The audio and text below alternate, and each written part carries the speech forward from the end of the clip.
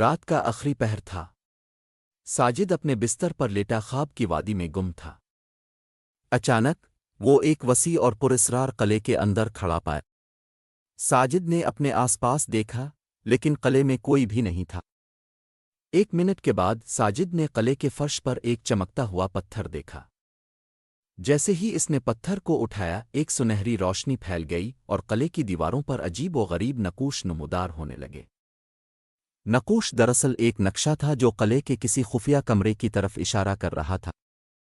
ساجد نے نقشہ کے نشانات کے مطابق قلعے میں ایک خفیہ دروازہ تلاش کر لیا۔ جیسے ہی اس نے دروازہ کھولا ایک تیز ہوا کا جھونکا آیا اور دروازہ خود بخود بند ہو گیا۔ ساجد کے دل کی دھڑکن تیز ہو گئی۔ وہ اندھیرے کمرے میں کھڑا تھا جہاں صرف ایک چھوٹی سی روشنی کی کرن زمین پر پڑ رہی تھی۔ ساجد نے دیکھا کہ کمرے کے وسط میں ایک بڑی میز پڑی ہوئی ہے جس پر ایک پرانی کتاب رکھی ہے۔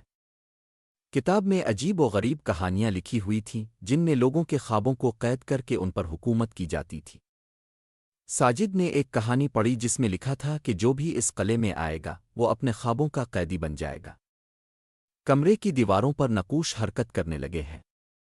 کتاب سے ایک پراسرار آواز گونجنے لگی، ساجد، تم نے قلعے کا راز جان لیا ہے، اب تمہیں ایک فیصلہ کرنا ہوگا۔ ساجد کے سامنے 2 دروازے نمودار ہوئے۔ ایک دروازہ روشن تھا اور اس کے پیچھے روشنی کی کرنیں نظر آ رہی تھیں۔ دوسرا دروازہ سیاہ اور پراسرار تھا جیسے کہ وہ اندھیرے کی طرف لے جاتا ہو۔ ساجد نے روشن دروازے کا انتخاب کیا اور جیسے ہی اس نے دروازے کو کھولا وہ اچانک اپنے بستر پر جاگ اٹھا۔ اس کے ماتھے پر پسینہ تھا اور دل کی دھڑکن ابھی تک تیز تھی۔